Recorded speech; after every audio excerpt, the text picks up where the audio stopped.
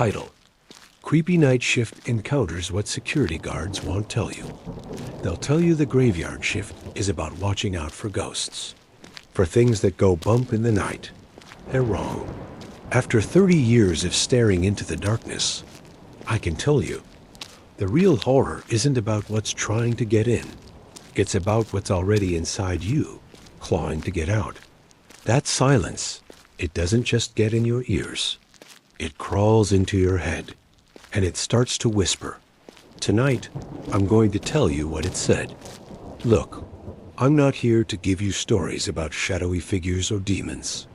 The internet is full of those, and frankly, most of them are made up. The truth is quieter and a whole lot worse.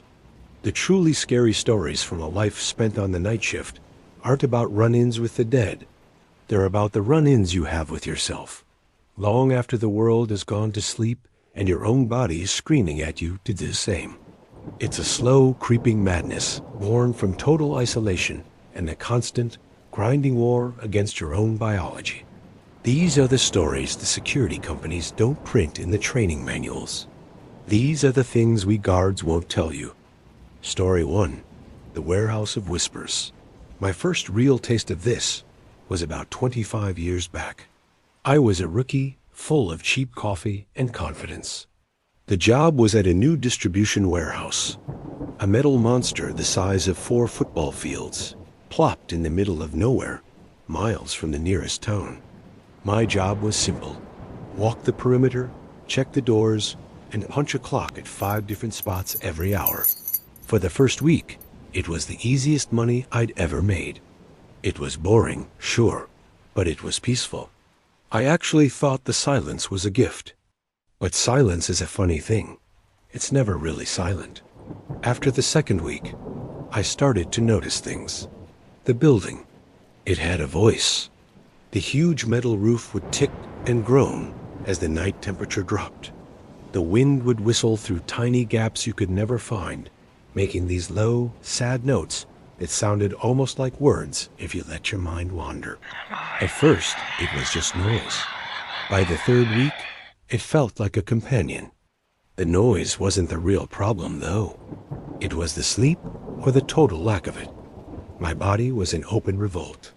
I'd get home just as the sun was coming up, the world buzzing with morning traffic, and I'd lie in bed behind blackout curtains, my heart still pounding with this weird, anxious energy.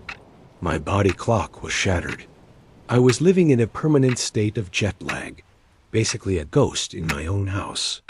Back at the warehouse, that exhaustion started making the silence curdle. The normal groans of the building began to sound like they were on purpose. The whisper of the wind started to form words, always right on the edge of what I could hear. I knew, on a logical level, it was just my sleep-deprived brain trying to make patterns out of nothing. But logic is one of the first things to pack its bags and leave you out there in the dark. My senses felt sharper, but not in a good way. Every shadow seemed to stretch a bit too far. Being on high alert all the time, mixed with the bone-deep fatigue, kept my body swimming in a low-grade panic. It was a constant, dull ache of stress that just never went away. The loneliness was so thick you could feel it. It was more than just being alone. It was feeling completely cut off from the entire human race, like a lone satellite drifting in the cold, black void. The thing that finally broke me in that place wasn't a noise or a shadow. It was around 3 a.m., the dead hour, on my third lap of the night. I was walking past a long row of dark office windows on the ground floor. I wasn't even thinking, just putting one foot in front of the other. Then, I saw a figure in the glass, walking right along with me. My heart seized up in my chest. It was a man, pale and thin, with these wide, terrified eyes. I froze, my hand instinctively going for my radio. The figure froze too, and in that awful, silent moment, I realized I was staring at my own reflection. But I didn't recognize the man I saw. The face staring back at me wasn't me. It was a mask of pure, raw exhaustion and fear. That was the first time I really saw what the job was doing to me. The warehouse wasn't haunted. I was. Story 2. The Shadow in the Monitor. A few years later, I took a post I figured would be a step up. An upscale corporate office park. My station was a little climate-controlled security booth in the main lobby. A cushy gig, they called it. No more walking around in the rain. Just me, a comfortable chair, and a wall of 16 black and white security monitors. I thought all the screens would be better than the crushing silence of the warehouse. I was dead wrong. Staring at 16 silent, unmoving screens for 8 hours straight is its own special kind of hell. Most of them just showed empty hallways, deserted parking lots, or silent server rooms. The lack of movement is almost hypnotic. Your eyes just glaze over. The low electric hum from the equipment becomes your entire world. It's like being in a sensory deprivation tank, but with your eyes wide open.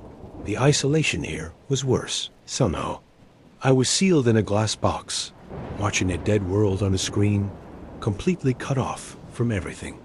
Sleep deprivation was an old enemy by now, but in this new place, it learned new tricks. After the first month, I started seeing things. Not on all the screens, just one. Camera 7, the one pointed at the back entrance to Building C, it was a poorly lit alley, just dumpsters and deep shadows. I'd see a flicker, a little dart of movement, right at the edge of the frame. My training would kick in. I'd lean forward, my pulse jumping. I'd rewind the digital feed, going frame by agonizing frame, and nothing. Just a shadow changing as a cloud passed, or maybe a piece of trash blowing by. But it kept happening, night after night. Always camera 7, a flicker, a shadow that seemed to have more weight than the others. I got obsessed. It was the only event in my entire monotonous shift. I started talking to it. Come on, show yourself. I'd mutter to the empty room. I know you're out there. The job makes you numb, and I was so starved for any kind of interaction that I was willing to invent one. The real moment came on a Tuesday. The flicker on camera 7 was clearer this time. I swore I saw a shape, a tall, thin man, just for a split second. I didn't even think. I grabbed my heavy-duty flashlight, broke protocol, and left the hub. My heart was hammering a mix of fear, and I'm ashamed to admit, excitement. I was going to confront this thing. I was going to prove I wasn't losing my mind. I hurried through the silent office park to the back of Building C. The alley was exactly as it looked on the monitor. Dark, empty, and smelling of old garbage. There was no one there. Of course, there was no one there. I just stood there for a long time, my flashlight beam cutting through the dark, showing me nothing but brick walls and dumpsters. And that's when I understood. The shadow wasn't real. It was a ghost created by my own mind's desperate need for something to happen. The true danger of this job isn't that you'll miss a real threat on the monitor. It's that you'll get so starved for a threat, so twisted up by the loneliness and the unnatural hours, that your brain will just make one up for you. You stop being a guard watching for intruders. You become a patient, haunted by your own mind. I wasn't watching the shadows. I was projecting them. Story 3. The Face in the Glass. This last story I'll tell you is from my final years on the job. By then, I was a veteran. Seasoned, they called it. The reality was I was burned out. An empty shell. The emotional exhaustion was just a part of me. I'd seen enough to know the real monsters weren't hiding in the bushes. My post was a decommissioned wing of a city hospital. They were renovating the main building, so this whole older section was empty. My job was to make sure no squatters or vandals got in. The place was a total cliché. Long, empty corridors, a few flickering fluorescent lights maintenance had missed. That faint antiseptic smell that never really leaves a hospital. But the place didn't scare me. I was long past that. The only thing that scared me anymore was the shift ahead.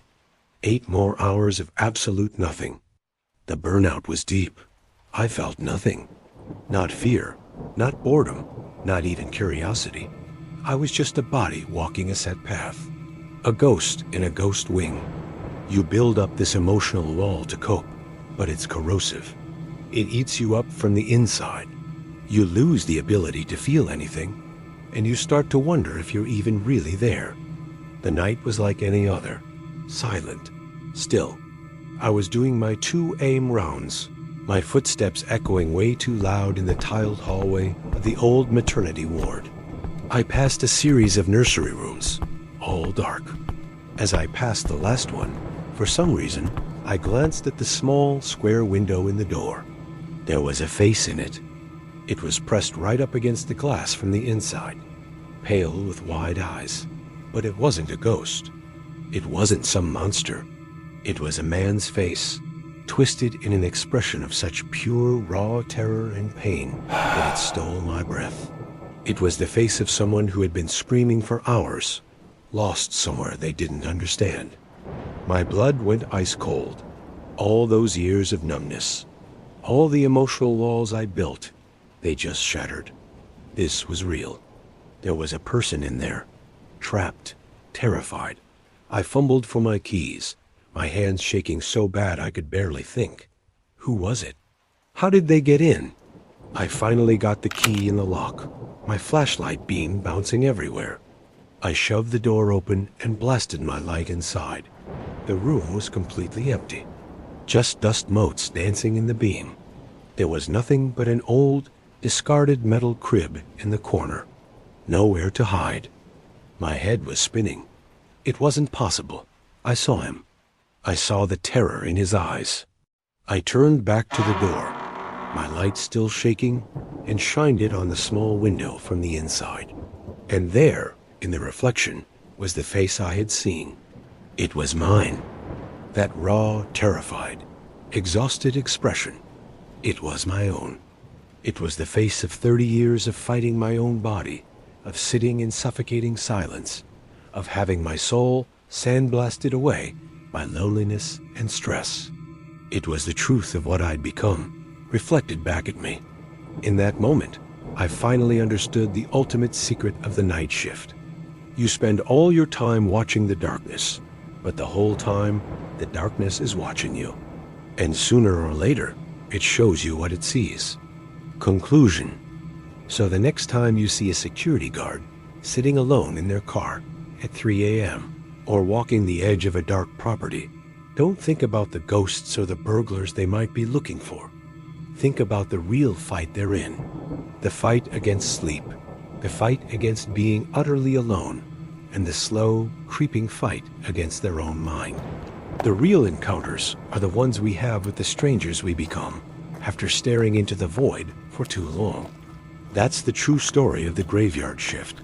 If these stories felt real to you, subscribe for more truths from the dark. This channel is for the stories that don't usually get told.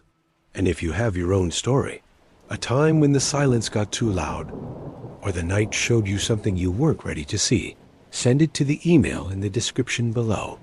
I read every single one. Stay safe out there, and try to get some sleep.